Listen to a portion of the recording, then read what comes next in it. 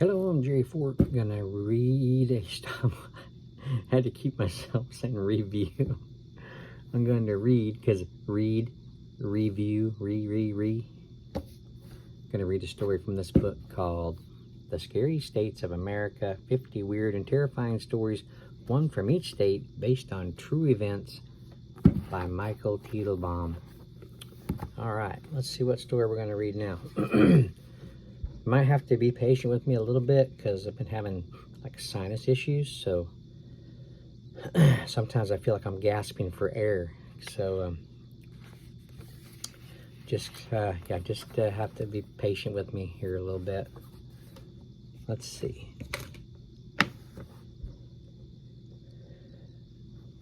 Kentucky is done.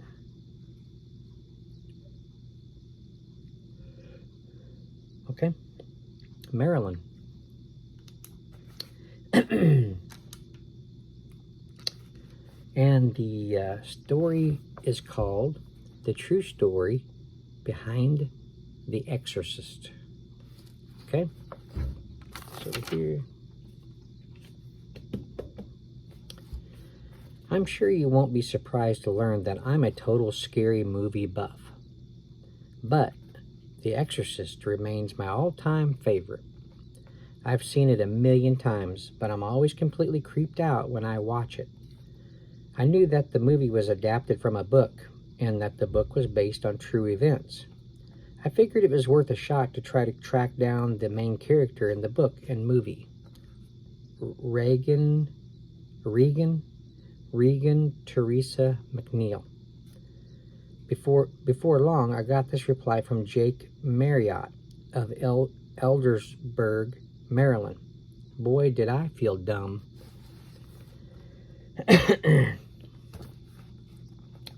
Jason, for someone who loves The Exorcist and claims to be an expert on the paranormal, you sure didn't do your homework. Yes, the story is true, but it didn't happen to Regan Teresa McNeil. The first thing you need to know is that the kid who got possessed by a demonic spirit was actually a boy. In the book and movie, they changed the character to a girl to protect the boy's identity. A 13-year-old boy named Roland lived with his parents in a 2-story house in Cottage City, Maryland. One night in January of 1949, the boy was awakened by scratching noises, which seemed to come from behind his bedroom walls and ceiling. Roland's parents called an exterminator to rid the room of mice, but the exterminator didn't find any evidence of rodents, and the noises only became louder and more aggressive as the nights wore on. Then his bed began to shake violently in the middle of the night. Roland bolted upright in terror. His blankets were yanked from the bed. His blankets were yanked from the bed. If he grabbed the blankets to stop them from flying off, he was pulled from the bed and dragged along the floor until he let go. Objects in his room began moving on their own. Pictures flew off the walls for no reason, the frames shattering as they slammed to the floor. Books tumbled off the shelves and drawers flew open, ejecting clothes into the air. But these strange incidents took place only when Roland was in the room. During the day, all was quiet. Roland's parents grew terrified and turned to the minister at their Lutheran church for help. Reverend Luther Schulz told them that he thought Roland was under attack by an evil supernatural force. He took Roland to church and said special prayers to protect him from demons, but the prayers didn't help. The attacks continued. Reverend Schulz began to wonder whether it was the house that was haunted or the boy himself. He suggested that Roland and his family spend the night in his house so he could see if anything unusual happened to the boy in another location. Roland's parents agreed. That night, in Reverend Schulz's house, Roland's parents and the Reverend watched as the bed in which Roland was sleeping shook and rattled, bouncing across the room. Loud scratching noises were heard just like the ones in Roland's room at home. The Reverend prayed for the shaking to stop, but that only made it worse. Roland moved to a heavy armchair in the Reverend's living room and tried to fall asleep there. The moment he settled into the chair, it started rocking back and forth. The hefty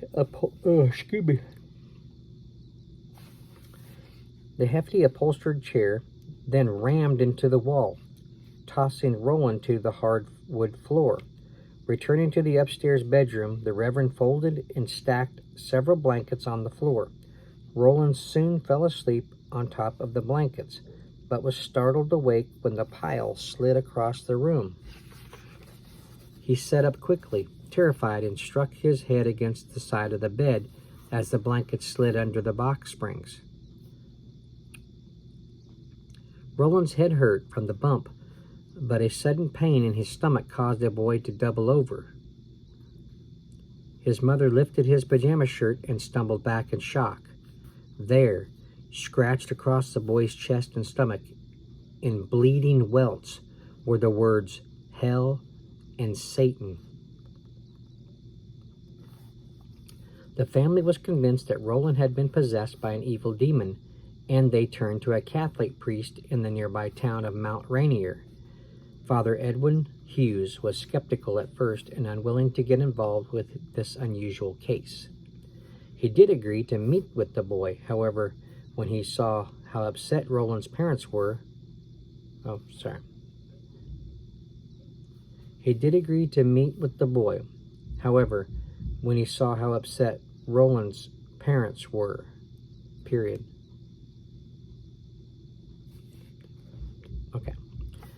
During their meeting, Roland spoke to Father Hughes in Latin, a language that the boy never studied. This convinced the priest to attempt an exorcism. After receiving permission from his archbishop, Father Hughes attempted the exorcism at Georgetown Hospital in nearby Washington, D.C. During the procedure, Roland fell into a trance and then began struggling against the priest.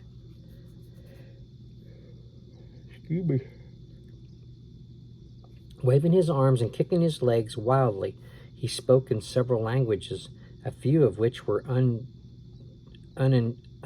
unidentifiable.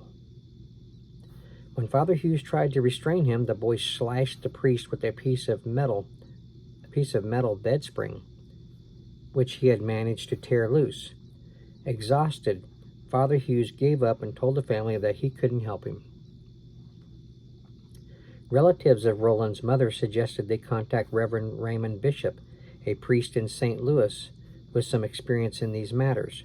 Reverend Bishop agreed to meet with the family. On the night before they left for St. Louis, Roland felt a sharp burning pain in his back. Removing his pajama top, his mother saw the words "No" and "Louis" carved into the boy's skin in deep, bloody scratches. Apparently, whatever possessed Roland didn't want them to go to St. Louis. Perhaps they were on to something.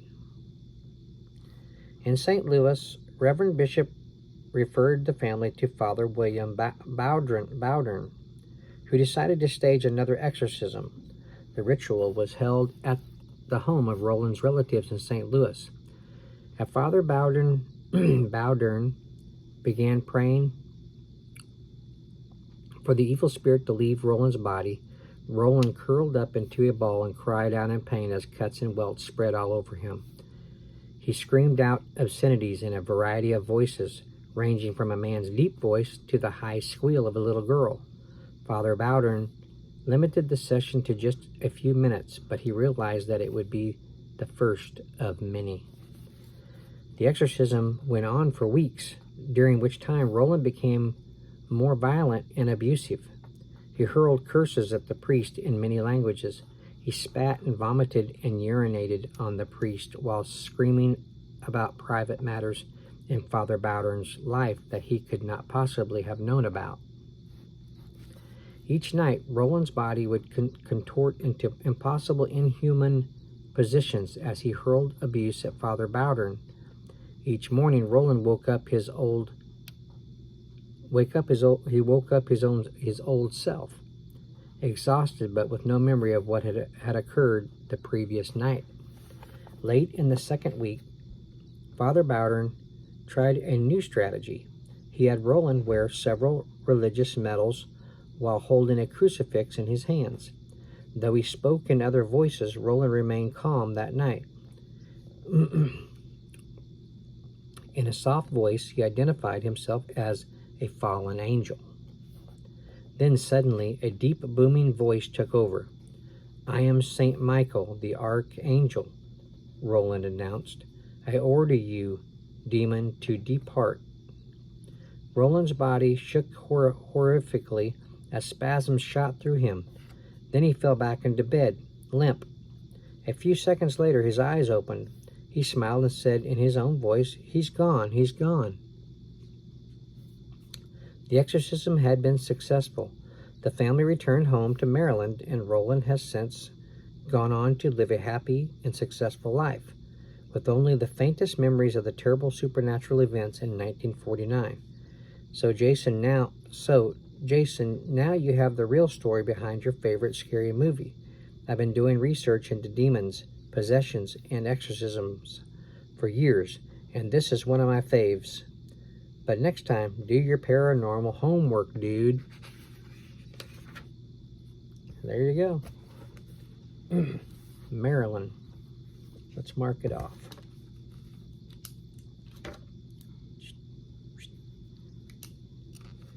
Okay. There you go. If you collect these kind of books of the paranormal, you enjoy reading them and collecting them, you might like this one for your collection. By Michael Teitelbaum, The Scary States of America, 50 Weird and Terrifying Stories, one from each state, based on true events. Excuse me. Get your copy. Thanks for watching. I appreciate it. See you on the next one.